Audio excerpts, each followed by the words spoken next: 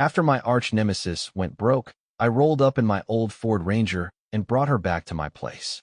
She used to despise me, the new money hog farmer. Now I had her mucking out pens, slapping pigs, and I'd even strong-armed her into marrying me.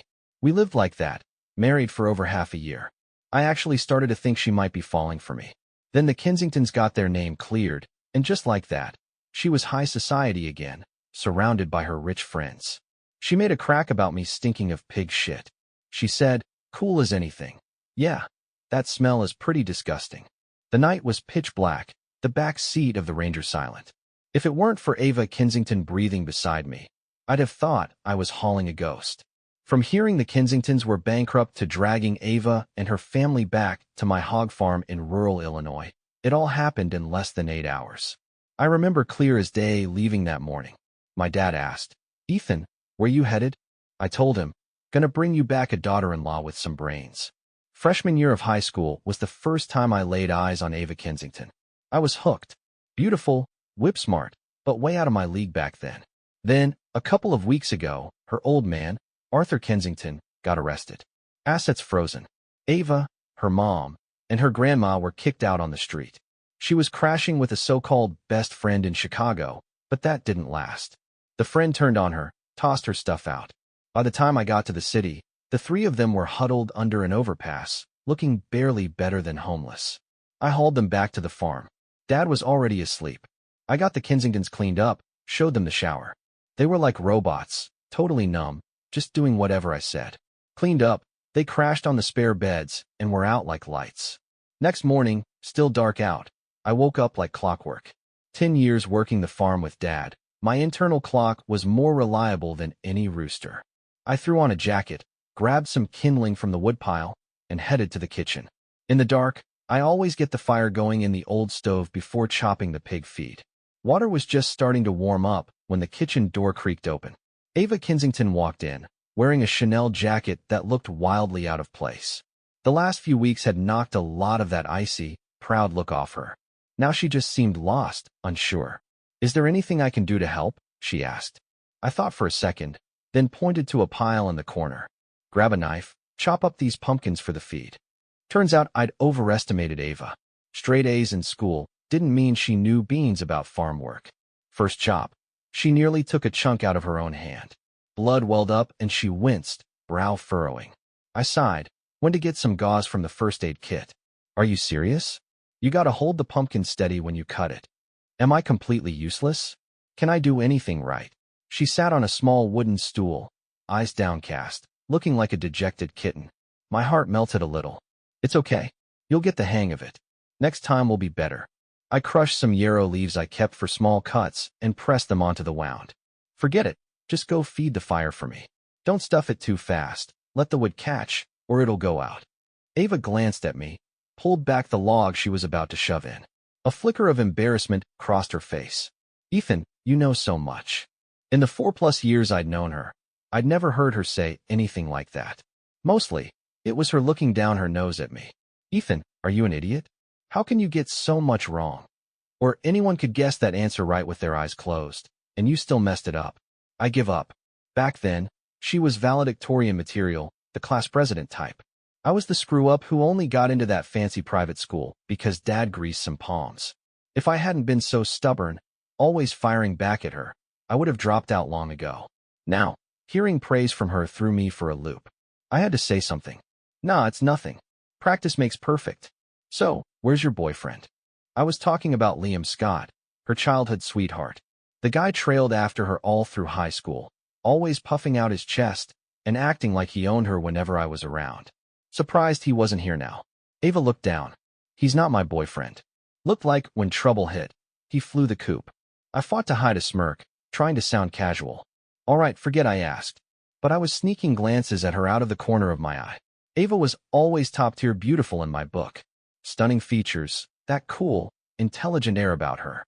She was destined for big things, and now I'd basically picked her up off the scrap heap. The thought made me grin. With a beauty by my side, I finished making the pig feed. Ava's mom, Mrs. Kensington, and Grandma Kensington were up by then. Mrs. Kensington had been a society wife her whole life. The sudden shift to country living? She wasn't adjusting well.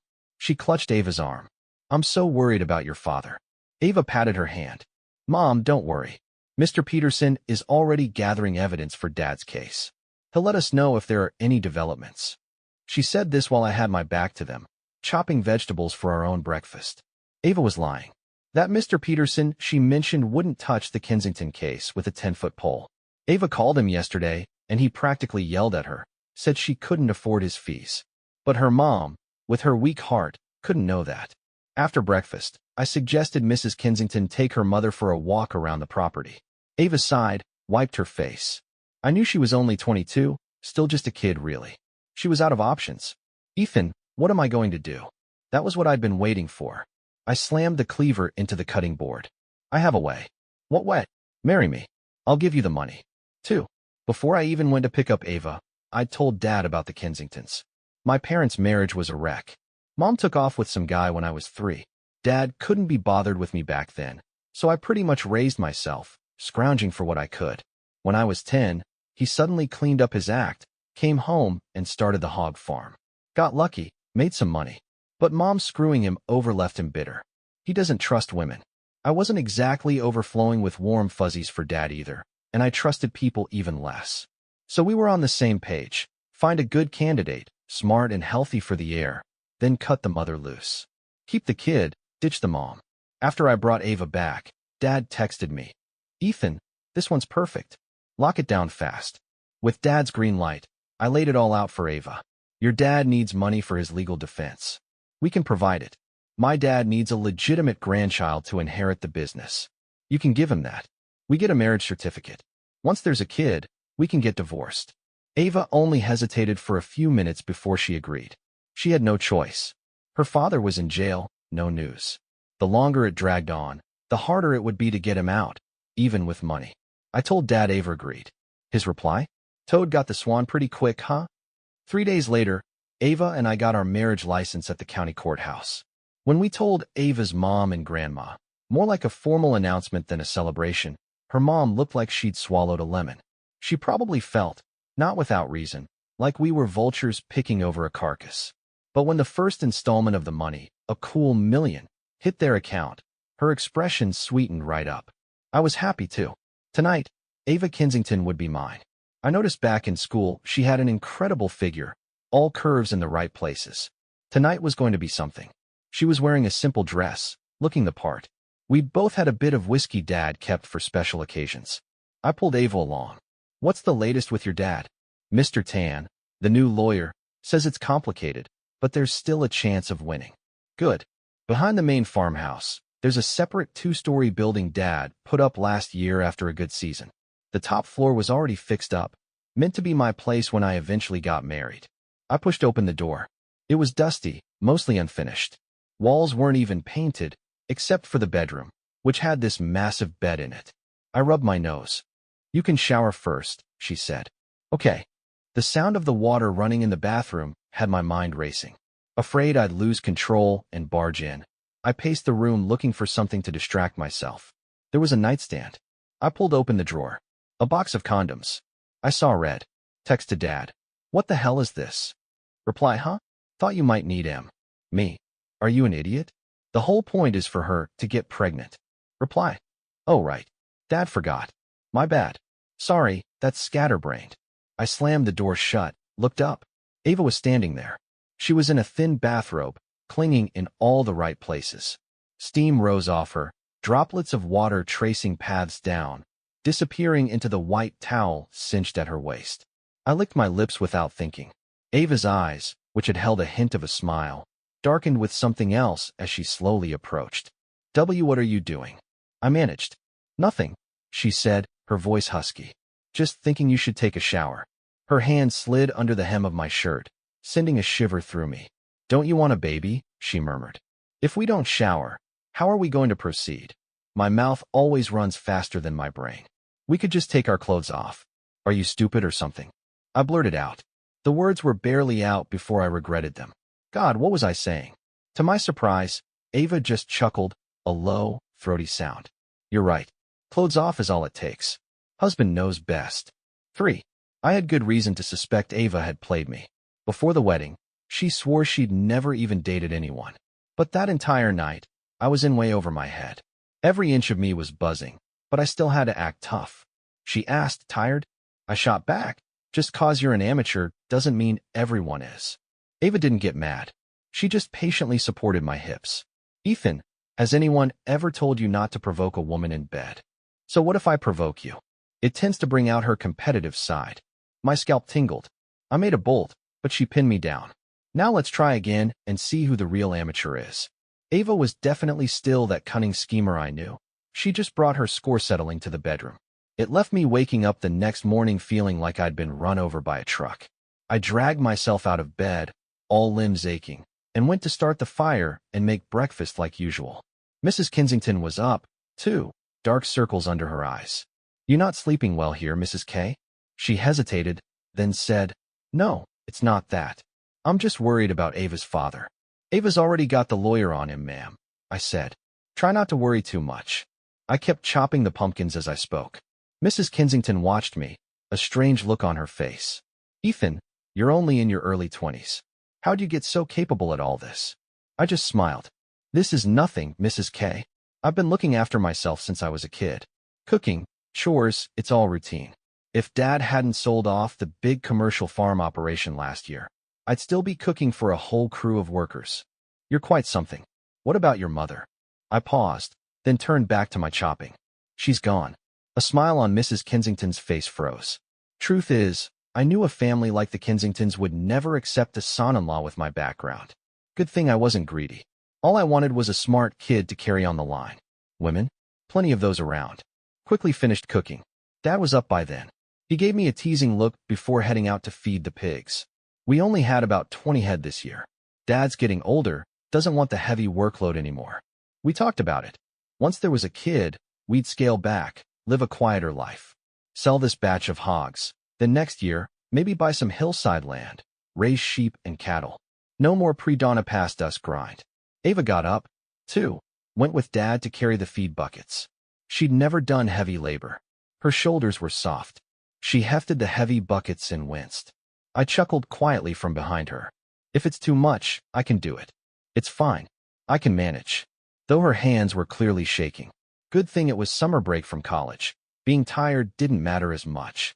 Ava trailed after Dad, learning to slop the pigs and muck out the pens. By evening, she was so exhausted her steps were unsteady. That night, I massaged her sore shoulders. Any news on your dad? Still waiting. Some of the evidence isn't complete yet. I remembered hearing her mom had a heart condition. I looked down. I was thinking maybe I'll take your mom to see a doctor tomorrow, get her checked out. Ava turned her head, looked right at me. Ethan, why are you being so good to me? Her question stumped me. Well, you're helping me carry on the family line, aren't you? She didn't say anything. Suddenly, she reached up, pulled my head down, and kissed me. Heat flared instantly, and we were tangled together. In the heat of the moment, she bit my earlobe. Thank you. Don't mention it. It's just business. After a month or so of that trial by fire with Ava, college started up again. We got her mom and grandma settled in as best we could, then headed back to campus. We both went to the state university about an hour from the farm. As we got close to school, I finally voiced the question that had been bugging me. Ava, so when we're back at school, how are we gonna, make a baby? She glanced at me, a playful look in her eyes. What do you have in mind? How about Fridays or breaks? We sneak off to a motel or something. That could work. She reached out, straightened my collar, leaning closer. But are you sure you don't want to go public with this? To be honest, I thought about it. Ava was hot stuff on campus. The finance princess, as some called her. The guys chasing her could fill a platoon. If we announced we were married, I'd be fending off rivals left and right. Besides, this was a marriage of convenience. We were supposed to split up eventually. Going public wouldn't be fair to her future. After a moment I said, Nah, better not. Don't want to make it harder for you to find someone later. No idea what words set her off, but she gave me a cool look and shifted a little further away from me on the seat of the Ranger. Her high and mighty attitude didn't improve once we got to campus. She ignored me, and I wasn't about to chase her. Back in my dorm, I flopped onto my bed, feeling totally bummed. Barely hit the mattress when our dorm's gossip king, Alex, burst in. Guys, you hear? The finance princess might have a boyfriend. My roommates all shot up, crowding around Alex. Ava Kensington has a boyfriend? How come I haven't heard? For real. Dead serious. I saw her wearing a ring. Groans of despair all around, mixed with some grated teeth. Man, I wonder who the lucky bastard is. I silently slipped my hand into my pocket and took off my own ring. I remembered her face, unreadable, putting it on my finger after we got out of the truck at the farm that first day. Even if I'm just a means to an end for you, she'd said quietly, my husband deserves what others have. A simple white gold band. It was all a broke Ava Kensington could afford then, but it was everything she had to give. My chest felt tight, a strange tingling sensation. Maybe I should try to smooth things over. Everyone gets a little moody sometimes, right? I sent Ava a few WhatsApp messages, but they went unanswered. Decided to try my luck over at the women's dorm. Just got to the entrance when I heard a couple of girls excitedly chattering. So, Ava Kensington's boyfriend is Liam Scott from the drama department. I always knew there was something between them. Didn't realize they were official. Not far off, Liam Scott was talking to Ava. Couldn't hear what they were saying, but Liam's eyes were red-rimmed, and Ava looked like she'd smelled something rotten, her expression pure irritation. Liam bit his lip, looking pitiful as he tugged on her sleeve. That one move was enough to make my blood boil. What the hell? She's letting another guy get all over her? I whipped out my phone, snapped a picture, and fired it off to her. Maintained some boundaries during our marriage to show I was pissed. Ava, already annoyed, pulled out her phone, saw my message, and her head snapped around. Across the distance our eyes met.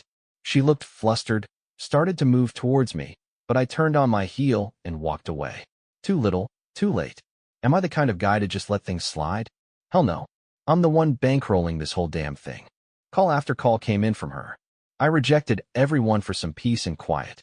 I finally just turned off my phone.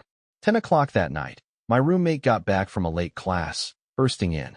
You guys know Ava Kensington's downstairs in front of our dorm? Another roommate chimed in. Yeah, I saw her. She's been there since this afternoon. No idea who she's waiting for, just pacing and making calls. Hearing that, my anger vanished. I threw on some clothes and bolted downstairs. Ethan, where are you going? For a walk. I raced downstairs. Ava was still there. She was wearing a light jacket, standing under a tree. I couldn't quite make out her expression in the dim lamplight, but for some reason, my heart ached for her. A voice in my head whispered, "You're screwed, buddy. You're falling in love." Part of me didn't want to admit it, but I couldn't lie to myself anymore. My phone, which I'd reluctantly turned back on, rang.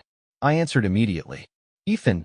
Yeah, let me explain, she said, her usual cool voice laced with a slight tremor. He just showed up, started going on and on about stuff. I guess I zoned out, didn't even realize he touched me. I've already changed clothes, showered. Please don't be mad, okay? That's when I noticed her wrist peeking out from her jacket sleeve was red. You didn't actually scrub yourself with a Brillo pad, did you? If that's what you wanted, I wouldn't say no. Seriously? How did I never realize Ava was this intense? Still, seeing her this desperate for my approval, I kinda liked it. Ava, look to your right. She looked up. I gestured for her to head off campus towards the strip of cheap motels. We walked one behind the other into the nearest one. The moment we were in the dingy room, she had me pinned against the door. Husband, my knees went weak. Damn them. Seriously, Ava, how come I never noticed you were such a flirt back in school? Back then, she was a firecracker with a short fuse. Every time I forgot homework, she'd glare and snap. Ethan, having a bad memory isn't your fault, but inflicting it on the rest of us is just wrong. The list of complaints she filed against me in high school could fill a history book. Who'd have thought she'd turn into this? Ethan, there's a lot you still don't know about me. Her kiss landed, soft and a little placating. I leaned into it, lost in the tenderness. Then she noticed I wasn't wearing my ring, and she made me pay for it, thoroughly. Afterwards, I was lying there, counting on my fingers, trying to figure out her fertile window. Ava, propped on an elbow, laughed at me. Gotta get it all figured out, this woman. I have to get it right. Can't afford to mess this up. Silly, she said, tracing a finger down my chest. Instead of counting days, why not just try more often? Better odds. 6. While Ava and I were busy with Project Baby, the Kensington legal battle was in full swing. Her dad had been detained for nearly 3 months, no visitation allowed. The lawyer said evidence had been destroyed by someone inside the company. Tech recovery would take ages, so they needed to find other corroborating evidence. Deep down, we both knew their business rivals probably had a hand in it. They'd been set up, and now all they could do was play the hand they were dealt. Don't know if it was luck, but right around Christmas, a witness who'd been missing for ages suddenly turned himself in, clearing Mr. Kensington's name. So I fired up the old Ford Ranger and Ava, and I went to bring her dad back to the hog farm too. This was my first time meeting the former tycoon in person. The way his eyes swept over me made my scalp prickle, but he was perfectly cordial, smiling and thanking me for helping his family in their time of crisis. Suddenly I broke out in a cold sweat. I had a feeling there was more to his words than met the eye. Could Mr. Kensington already know I'd taken advantage of their situation, practically forced his daughter into this? I quietly asked Ava later. She told me not to overthink it, so I just had to suck it up and play host to the old man. But I had this sinking feeling that Ava wouldn't be mine for much longer. Sure enough, a few days later, Mr. Kensington contacted a friend in the UK, got access to a hefty sum of money stashed in an offshore safety deposit box. He bought back the Kensington mansion in Chicago and wanted us all to move in. I wasn't keen on moving into the mansion, but Ava said, "I'm your wife, Ethan. My place is with you." The unspoken part was that her family wanted us both there. All right, a girl raised in high society, she actually had a conscience. So I went along with it, moved into the Kensington place. Didn't expect to get a power play thrown at me on the second day there. Just got up, headed downstairs, and heard a familiar voice. "Mr. Kensington, it's so wonderful you're all okay." I was worried sick. It was Liam Scott with his parents, chatting with Mr. Kensington. He was sitting next to Mrs. Kensington with Ava directly across from him. Looked like one big happy family. The Kensingtons and Scotts hadn't known each other for decades. Liam used to be over at their place like it was his own home. "Good boy, Liam. We're fine," Mr. Kensington said. "Ava and I have been married for months, but Mrs. Kensington still looked down on me for my background, never warmed up to me. It was Grandma Kensington who spotted me. 'Grandson-in-law, you're up? Come join us.' Ava finally saw me, stood up, and pulled me down to sit beside her. My butt had barely hit the expensive couch when Liam blurted out, shocked, "Ava, you actually married this hick?" His face was a mask of hurt, like he was about to cry. Anyone else would have felt sorry for him. Ava was unfazed. She just smiled and asked me if I was hungry. If it weren't for her clenched fists, I wouldn't have even known she was angry. Must be frustrating for her, right? She was the golden girl, supposed to marry someone of her own class, someone suitable. Instead, she got stuck with me, the guy who lucked out. For a second I wanted to laugh. Good thing I was mentally prepared for this. Even if Ava kicked me out right now, as long as I got my million back, I wouldn't be at a loss. But she didn't. Instead, she leaned in and tenderly wiped the corner of my mouth. Liam was so furious he ran off crying. His mother, Mrs. Scott, shot me a disapproving glare and hurried after him. 7. That night, Ava was tied up talking business with her family. I was bored, so I went for a walk in the sprawling yard. Just rounded a corner, and a woman stepped out. It was Sarah Shun. Well, you're quite the operator, aren't you?" she said, her voice dripping sarcasm. "Can't compare to you." I shot back. "Abandoning your husband and son, living the high life. Did you know while you were dripping in diamonds, I was picking through trash just to eat?" "Mom." "That's right. The moment I saw her with Liam Scott earlier, to the Kensington mansion with that turmoil churning inside me. Ava's long-lost gang of besties had suddenly reappeared, all gathered in the garden chatting and laughing.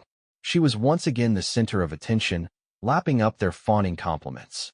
One of them, a blonde I vaguely remembered from high school, probably put up to it by Liam Scott, suddenly piped up, "Seriously, guys, don't you think that pig farmer guy just stinks?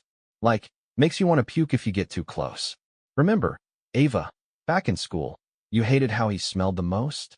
Ava heard this, just glanced up at the girl, then said coolly, "Yeah, that smell is pretty disgusting." That same mocking smile was back on her face, exactly like in high school. A chill ran down my spine. All those intimate days and nights. I'd completely forgotten that she and I used to be sworn enemies. I couldn't listen to anymore. I turned and went back to our room. I called Dad, told him she was pregnant. Then I took the signed divorce papers out of my bag and put them in the nightstand drawer. I'd been hesitating, But hearing Ava's words made it crystal clear. We were from two different worlds. 9. Ava had no idea I'd overheard their conversation. That night, she still clung to me, her hot body pressed close. Worried about the baby, I tried to push her away, but she pinned my hands to my chest. Honey, you've been so cold to me lately. Have I? You're the one who's disgusted by me. Yes, you have. She sounded genuinely hurt, muttering. You don't even let me cuddle anymore. I looked at her, couldn't stop myself from asking. Ava, aren't you tired? Tired of acting like you're so in love with me? I told you from the start this was a deal, a transaction. Why did you have to pretend you couldn't bear to let me go? You almost had me believing it. My nose tingled. I felt like I was about to cry. But Ava misunderstood. Her eyes darkened, grew deeper. As long as it's with you, I can handle being much more tired. She was coming on strong, and I never got the chance to say what I really meant. Ava kept me busy all night. I was actually worried about the baby. After making sure everything was okay, I got back into bed. As soon as I lay down, Ava instinctively snuggled into my arms. She was fast asleep, her hand still rested on my back, patting it gently. Not long after we got married, I had a nightmare and woke up terrified. I casually mentioned once how when I was a kid, homeless, I got caught in a bad thunderstorm, and ever since, I startled easily in my sleep if I was alone. After she heard that, she made it a habit to pat me back to sleep. Looking at the faint dark circles under her closed eyes, I figured trying to revive the Kensington Corporation couldn't be easy. Oh well, forget it. We were always from different worlds. If I hadn't forced the issue, she never would have married me. Getting this far was more than I could have hoped for, really. 10. Early the next morning, I sent Ava a text about the divorce papers in the drawer, grabbed my suitcase, and left the Kensington mansion. The sky was gray and overcast, just like the day I'd picked up Ava and her family. As I drove the Ranger away, I thought I saw someone running after the truck, vaguely looked like Mrs. Kensington. She never liked me. Why would she try to stop me? I scoffed at myself for even thinking it, then popped out my SIM card and tossed it out the window. My dad knew how to cure a broken heart. He bought me a ticket to Hawaii, told me to go check out the girls on the beach. I dutifully went and stayed there for 2 months. Don't know what it was, but I actually got hit on a lot. I'd smugly turn them down, but not before sneaking a couple of extra peeks at the scenery. It's not like I didn't think about Ava. Every time her face popped into my head, I'd curse myself for being so damn weak. Plenty of fish in the sea, right? If one doesn't work out, find another. So I'd head to a club, pick out a couple of statuesque dancers, and just watch them. For some reason, though, I kept feeling like someone in the booth next to mine looked familiar. She slowly stood up, walked towards me. Holy crap, it was Ava Kensington. She was noticeably pregnant now, her belly round under a stylish dress. She advanced on me, her eyes ice cold. Husband, mind telling me what you're doing? Me. Forced smile, my inner voice screamed at me. Do not mention the divorce, or she will literally murder you. I was just admiring the, natural scenery. Seen enough? Ready to go home now, huh? Oh yeah. I glanced at her very round belly. Ava, whose face was already thunderous, went a shade darker. She practically spat my name through gritted teeth. Ethan. She was so mad she crushed the cocktail glass in her hand. Me. Well, at least if she's crushing that, she can't crush mine. Never mind. I didn't dare breathe the whole way out of the club, just followed her. The car headed straight for the outskirts of Honolulu. Staring out at the dark landscape, all sorts of scenarios played through my head. I'd even decided that if she started swinging, I'd drop to my knees and beg for mercy. But I never expected this. The second I got out of the car in front of a plush villa, Mrs. Kensington let out a wail and threw herself at me. Me. WWE weren't that close, were we? Mrs. Kensington clung to me, sobbing, tears and snot everywhere. You rascal. How could you just leave like that without even saying goodbye to your mother-in-law? Mr. Kensington stood behind her, looking grim. After a moment, he gently pulled his wife away. Let's talk inside. I trailed after Ava, completely bewildered. Ava, what's with your parents? They couldn't possibly be worried about me, could they? No way. Ava shot me an icy glare, then reached out and took my hand. You heartless little liar. Do you have any idea how long we've been looking for you? Her palm was burning hot. I flinched without thinking. Then I caught myself. Wait a minute. What did I have to feel guilty about? We agreed it was a business deal. I sat down on the couch, and in the process, accidentally bumped her pregnant belly. Ava lifted her shirt slightly, drawing my eyes to her belly. Whoa, how far along are you? Mrs. Kensington covered her mouth, looking like she was about to start crying again. My head was spinning. I turned to Ava. Can you comfort your mom? What's wrong with her? Ava gave me a sullen look. Forget her. I want to cry. 11. Only then did I find out that after I left, the Kensington household had been thrown into chaos. First, Mrs. Kensington had rushed upstairs to wake Ava, and then they found the divorce papers in the nightstand. Mrs. K assumed Ava had picked a fight with me and driven me away, so she lit into her without hearing the full story. When Ava saw my text and realized I wanted a divorce, she was furious too. Finally, Mr. Kensington had the last word. The Connors saved us when we were desperate. They are benefactors. We can't be the kind of people who discard someone once they're no longer useful. So the entire family mobilized, and they've been searching for me for 3 whole months. While I was in Hawaii, drooling over bikini babes, Ava Kensington was practically on her knees in front of my dad, begging him to tell her where I was. I looked at Ava, embarrassed but trying to be polite. You didn't tell your mom we had an arranged marriage, then? I confessed to Mr. and Mrs. Kensington. Sir, ma'am, honestly, I'm not some noble hero. I helped you back then because, well, I was captivated by Ava's beauty and I wanted her to have my kid. Ahem. Mr. Kensington choked on his spit. Ava sighed. Could you possibly be any more clueless? Me, huh? She looked straight at me. No matter what you think, in my heart, you are my husband. Back in school, we were always at each other's throats, fighting constantly. I never imagined back then that I'd end up marrying you. But when my family lost everything, that day we were homeless on the streets, you drove up in that old Ford Ranger, appearing out of nowhere like a hero. In that moment, you found a place in my heart. Ethan, I like you. I really like you. Me, huh? She lightly smacked my head. No, Ethan, you have to say you like me too. But I felt a little wronged. You told your friends you hated the smell of pig shit on me. Even though I thought I was prepared for it, that comment really cut deep. To have the woman you're intimate with disgusted by you. Any man would find that hard to take. Ava blinked, then remembered what I was talking about.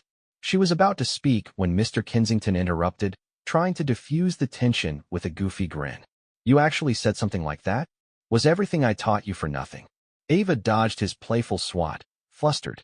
Dad, we talked about this. It was part of the plan. What plan? When did I ever tell you to say such a rotten thing? He trailed off, then remembered. His expression slowly turned awkward. It was Mrs. Kensington who settled things.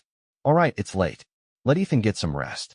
Ava, the rest of it, you explained to Ethan behind closed doors. This whole thing isn't over yet. We need to maintain secrecy. 12. Back in the bedroom, Ava quickly explained the whole backstory. Turns out, when the Kensingtons went under, the families of her so-called best friends were all involved in the corporate sabotage. The Kensingtons weren't about to let those who'd betrayed them get away with it. Pretending to patch things up, even making that awful comment about the farm smell, was the first step in deceiving their enemies, lulling them into a false sense of security. They just hadn't counted on me overhearing that comment and secretly taking off. After Ava explained everything, she held me and kissed me for a long, long time. Kissed me until I was trembling. Ethan, please don't just disappear like that again, okay? Her breath was hot on my face. Only then did I realize the corners of her eyes were red. Honestly, I felt incredibly guilty. I'd mentally prepared myself from the start. Pulling away hurt, yeah, but I'd use looking at other women as a distraction. I'd never once considered that Ava might actually have real feelings for me. It had only been 3 months, but she'd lost a lot of weight. The dark circles under her eyes were more pronounced. The way she looked at me, so vulnerable, helpless, and a little pitiful. Wasn't this the same ice queen with the razor tongue? When did she master the teary-eyed defensive? All I could do was promise over and over that I wouldn't run off again. After she went to take a shower, I was at loose ends, wandering around the room to kill time.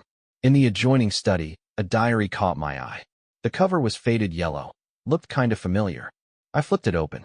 Whoa, wasn't this Ava's old diary from high school?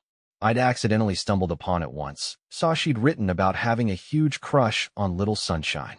She caught me, and then took every opportunity to roast me for weeks after.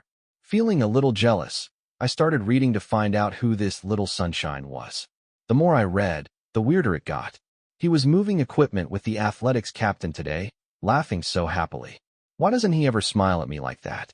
I can be good and obedient too, just as much as the English class rep. Couldn't he just pat my arm? OMG, he shared a popsicle with his desk mate, and he gave her beef jerky. I'm so mad. So all those times she was giving me the cold shoulder, most of it was jealousy. The great Ava Kensington, emotionally stunned like a teenager. A faint sound behind me. I turned and found myself looking into a pair of dark, knowing eyes. The tips of Ava's ears were pink. Her voice was husky, teasing. Busted. Now what are we going to do about that? Yeah, what are we going to do? I reached up, looped my arms around her neck. Well, you could always shut me up. 13. The Kensingtons moved swiftly and decisively. In less than a year, the families of Ava's friends and Liam Scott's family, including my mother, Sarah Shunn, who had married into it, all went bankrupt. One by one, their shady dealings exposed. When disaster struck their own doorsteps, they all panicked, scrambling to beg Ava for help. Ava didn't say a word, just loaded them all into a van and drove them out to our hog farm. She'd given my dad a heads up. The farm hadn't been mucked out in 2 days. The moment those spoiled brats stepped inside, the stench hit them, and they were all puking their guts out, especially Liam Scott. Boo-hoo-hoo. Ava, are you trying to kill me? We grew up together. You used to come over to my house for dinner all the time when we were kids. How can you be so cruel to me, he wailed. Ava chuckled softly. Disgusting? After the Kensingtons went bankrupt, I worked here every single day. The whole group went silent, exchanging nervous glances. Ava wasn't about to beat around the bush. She pointed to a pile of shovels and pitchforks in the corner. Since we've known each other for so long, I'll offer you a way out. Whoever can clean up all this pig manure, I'll give them $1 million to get back on their feet. Of course, you don't have to take the money. You can just walk away. But don't come crying to me for help later. With that, she walked over and picked up our daughter, Lily, who was now a few months old. I was watching the show from a lounge chair, holding a beer. So I said to Ava, who do you think will crack first? Probably Liam. He's been coddled his whole life. He can't handle this kind of hardship. Sure enough, a few minutes later, Liam came running over, clutching his nose. Boo-hoo-hoo, Ava, are you trying to kill me? We grew up together. You used to come over to my house for dinner all the time when we were kids. How can you be so cruel to me? Ava didn't even look at him, just gently patted Lily. Yes, we had years of friendship, and your family still plotted against us, you ungrateful backstabbers. Liam's face turned ugly. He whipped his head around and glared at me. Looked like he finally knew the full story about me and his stepmother, my mother. But I couldn't be bothered with him. I took Lily from Ava. She was asleep, her round little face just like her mother's. Couldn't resist kissing her cheek. Smelled like milk and baby powder. You guys chat, I said, winking at Ava. I'm going to take the little one inside for a nap. A few hours later, that whole crew of childhood friends was filthy beyond belief. The most pathetic one was Liam. While attempting to shovel manure, he slipped and fell right into a muck pit. You ask why they didn't just leave? Get real. Middle of nowhere, woods all around. They'd be risking their necks trying to walk out through unfamiliar territory. Every one of them was now reeking of that pig shit smell they hated so much. Nobody was complaining about it anymore. Ava had a driver take them back to the city, and true to her word, she arranged for each of them to receive the promised money, though it was a fraction of what they'd lost. Ava was doing it for me, to give me justice. She never forgot how they had humiliated me that day in the garden. She remembered that conversation when one of them had asked about the farm smell. Ava had looked at them coolly and said, yeah, that smell is pretty disgusting. But later she had whispered to her own heart, but Ethan is the man I love. On him, all I ever smelled was safety, like coming home. She would never forget it. When the Kensingtons lost everything, when her so-called friends turned their backs, leaving her stranded and desperate in the dead of winter, and then Ethan Connor appearing like a miracle, driving that old Ford Ranger. The weather bitter cold outside, but inside the truck, it was warm, the heater blasting just for them. The way he'd looked at her then, his eyes shining. Come on, Ava. I'm taking you home. She never forgot, and she never forgot how those friends had tried to tear him down.